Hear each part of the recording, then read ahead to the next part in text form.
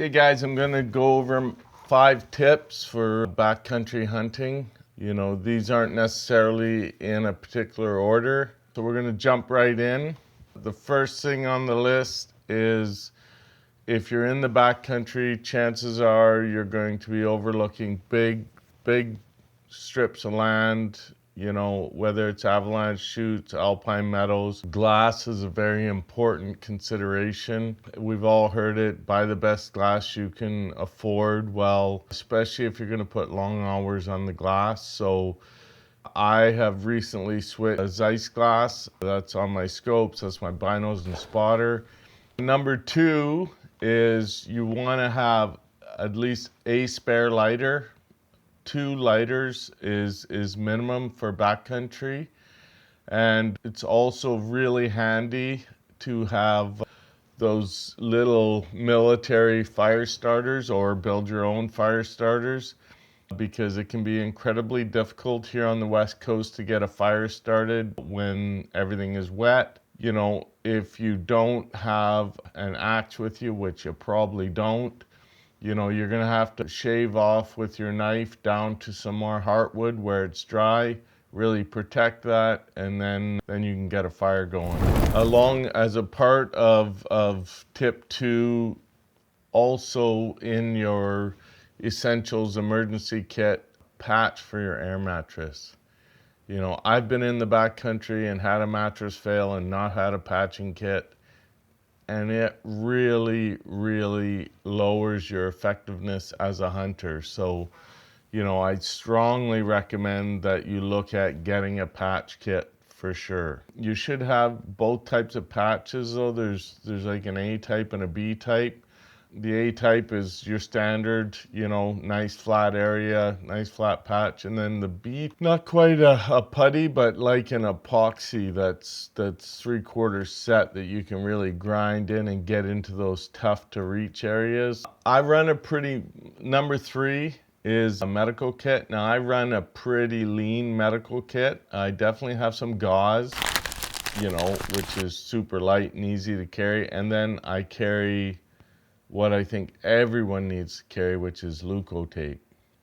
So Leukotape's a super sticky to the skin tape that you can use for blisters. You can use it to compress down your gauze if you have a bigger wound. This stuff is amazing. I would highly recommend that you don't skimp on carrying Leukotape. It's far superior to moleskin, far superior to even your standard white medical tape that you get in those kits. Leukotape is probably about 5 times stickier. There are a few other things that I carry in there. Some Tylenol. I don't take Advil. It doesn't agree with my stomach, but maybe it's good for you. But I carry just a few Tylenol, a few Tums, just in case of heartburn, because that can really take you out of the game just fighting heartburn all day. And the last thing that I carry in there is Gold Bonds or, some sort of anti-chafing. When you're really pounding it out on those big days, there's no doubt you're going to be soaked right through with sweat.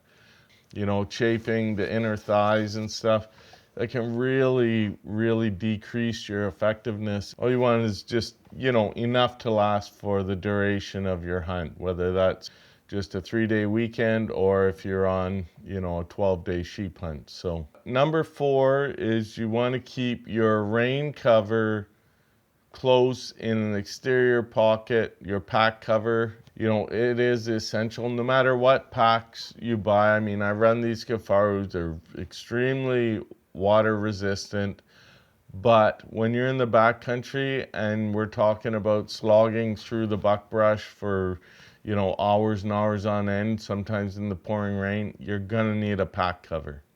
There's nothing worse than not running the rain cover, thinking you're okay and gonna push through, just to find that your bag has soaked through near the top, that water sits on the inside and just soaks everything. And if you've ever been in the backcountry with a soaked out sleeping bag, it's not a nice place to be.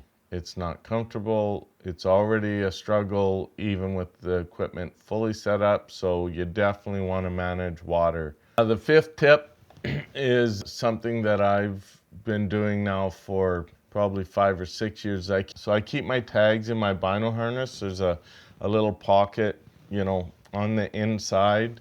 It's super convenient. That way, if I drop my bag for final approach, I've got my tags with me if I'm successful on the stalk. That way I don't have to circle back before I can go in and prepare the animal, pull the gut before grabbing my backpack. So with that being said, in my backpack I also carry 2 knives, my replaceable blade knife and my fixed blade knife, so I can basically field dress the animal and cut my tags before I have to go back and get game bags and my backpack to haul the animal off the hill. So, it's just the chances of you going hunting and forgetting your binoculars is very low probability. So it's just a good habit that I've gotten into to ensure that I don't find myself out in the bush with my tags left at home. And like I said, it also keeps the tags very close if you get an animal down. One more bonus tip. So tip 6 is, everyone's got their kill kits. You've got a little file in there to tune up your blade. You've got your game bags. But I think it's equally essential for enjoying backcountry meals if you pack some seasoning. So I have spice mix, I call it Ashmaster, but it's just my own little blend. Eating your meat on the day or the morning after you've enjoyed a harvest is very ceremonious, and it really adds to the experience if you do take the time to put some seasoning or spice mix in your bag. That's it. Stay tuned. I'm going to do a series of these. Let me know if you like this content. Please subscribe. I could really use your support. This has been a slog, but I'm really enjoying it. It feels like we're at the beginning of something that might be special. So thanks for watching.